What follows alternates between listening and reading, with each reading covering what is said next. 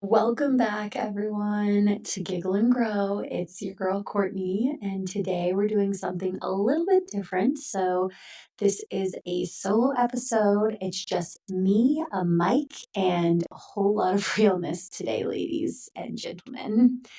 If you're new here, this podcast is about laughing through life while learning to grow through it, too. And today I'm coming to you not just as your podcast host, but as a bride to be who is feeling a little bruised from the wedding planning trenches. So, my wedding is May 31st, and we are currently on May 1st. So, if you can imagine, I am in the absolute trenches right now.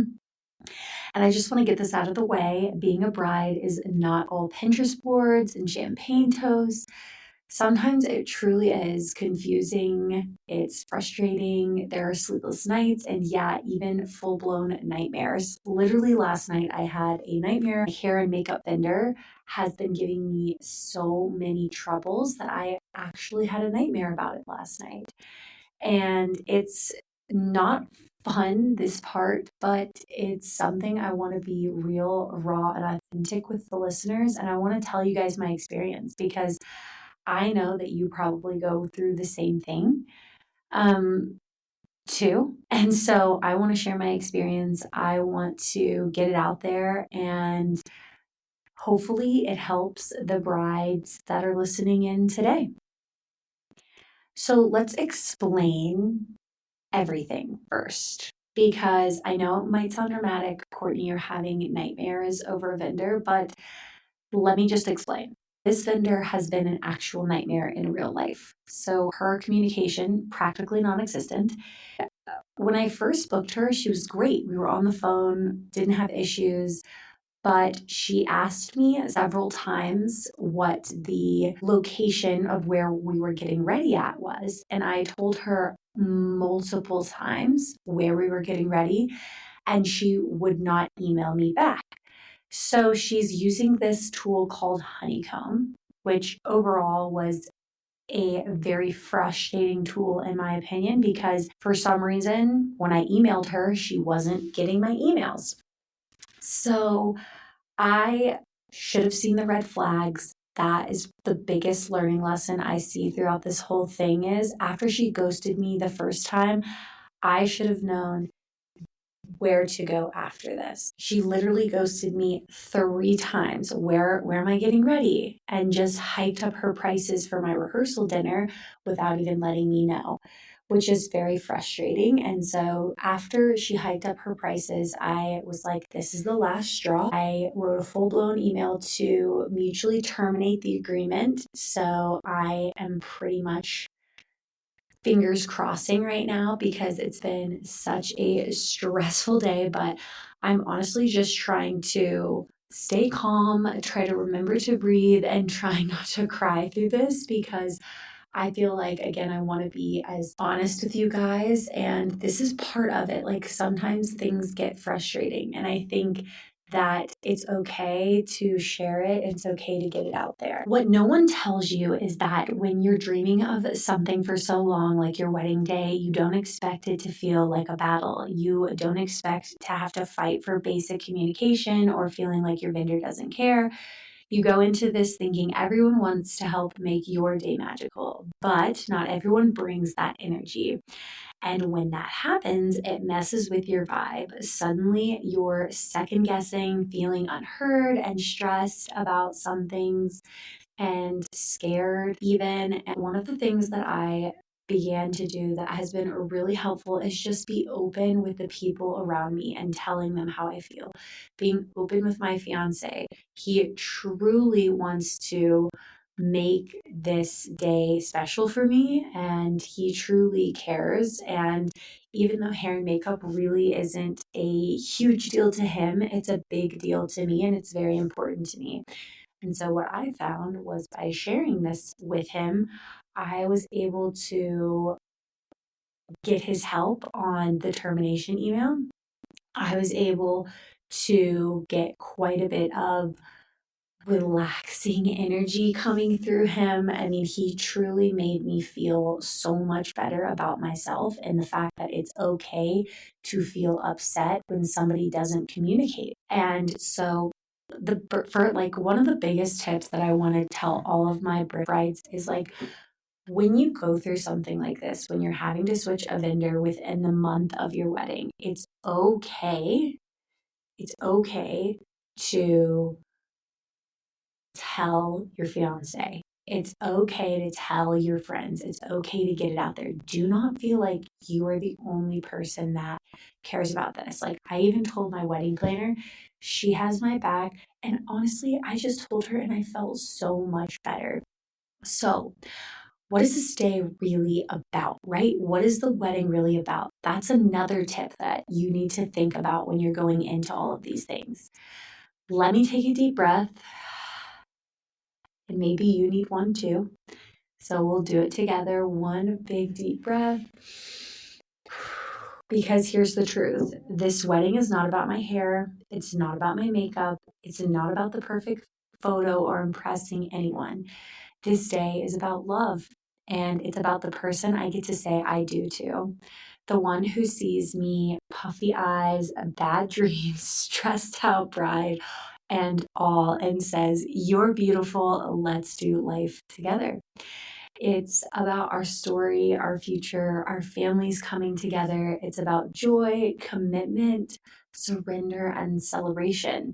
And that's what I want to anchor myself to when the stress threatens to steal that joy. So, what am I learning? Well, I am learning from this hair and makeup situation that it's okay to advocate for myself, to have boundaries, to walk away from people who don't treat my day with the care it deserves. I had to do this with several of my friends throughout this process, and they're no longer friends of mine. They couldn't respect my boundaries, they couldn't respect me as a person. So, what did I do? I didn't invite them to my wedding, or I took them off my wedding, right? I'm learning not to be afraid to pivot. If vendors show you who they are, believe them. I saw these red flags in the beginning and I gave her the benefit of the doubt. But at this point, I am no longer giving her the benefit of the doubt, even if it's inconvenient, even if it costs you a deposit. My peace is worth it, and so is yours. If you're a bride to be listening, or even someone planning something big and beautiful and nerve wracking, I want you to hear this. You are not crazy for feeling overwhelmed. It's okay if this season is both magical and messy. Your day is really not defined by one vendor and one moment. You deserve to feel seen, supported, and celebrated. And you're doing better than you think.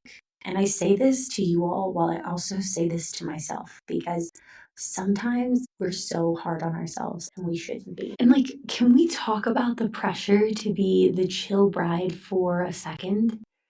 There's this whole narrative online, and honestly, even among friends and family, that you're either a bridezilla or a cool, laid back bride who doesn't care about the little stuff. But where's the space for brides like me, and maybe like you, who do care about the details, do want to feel intentional, but also aren't trying to lose our minds over mismatched napkins? I'm learning it's okay to be somewhere in the middle. I don't want to yell at vendors or spiral over centerpieces, but I also don't want to be gaslit into thinking I'm too much just because I have expectations. It's not about being high maintenance, it's about being honest. This day matters to me. My peace matters. My experience matters. And so do the people that are attending the wedding. And it's okay for me to want things to look and feel and be a certain way.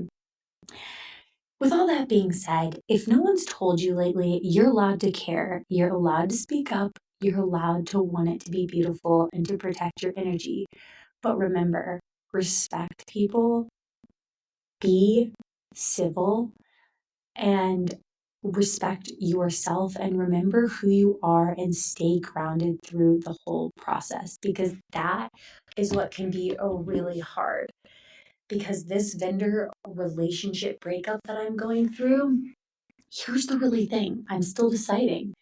Do I cut my losses with her altogether and say goodbye to the money I've already given, which is more than the deposit and probably more than half of what I would be paying? Or do I let her come in and do I let her come back and try and make it work? I don't know. Truly, it's scary and it's uncomfortable. Here's what I keep coming back to. Every vendor you hire is part of your bridal energy. They're in the room, they're around your people, they're part of the vibe. And if they bring stress, poor communication, or chaos into your space, that's not just a minor detail, that's a vibe killer. Let's stop minimizing that. This isn't just about whether she does a good job on a braid or contour. It's about whether I feel safe and respected on a day that is scary to me. So I'm giving myself permission to change courses. And I want to encourage anyone out there who's in a similar situation, don't stay in a dynamic that's draining just because it's already on the calendar. You are allowed to protect your peace. I actually took myself on a little reset this week, which was super good for me. And it really had to do with going and taking a deep breath and stepping away from all the noise. And what it can look like to you is grabbing coffee by yourself or writing something in your journal or just taking 5 minutes to let yourself feel the feelings, whether that's frustration, disappointment, fear, excitement, hope, whatever that feeling is.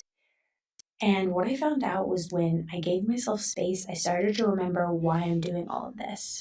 Not for the perfect photos, not for the guest list drama, not even for the dress, although yes, I do love my dress. I'm doing this to mark the start of a new chapter.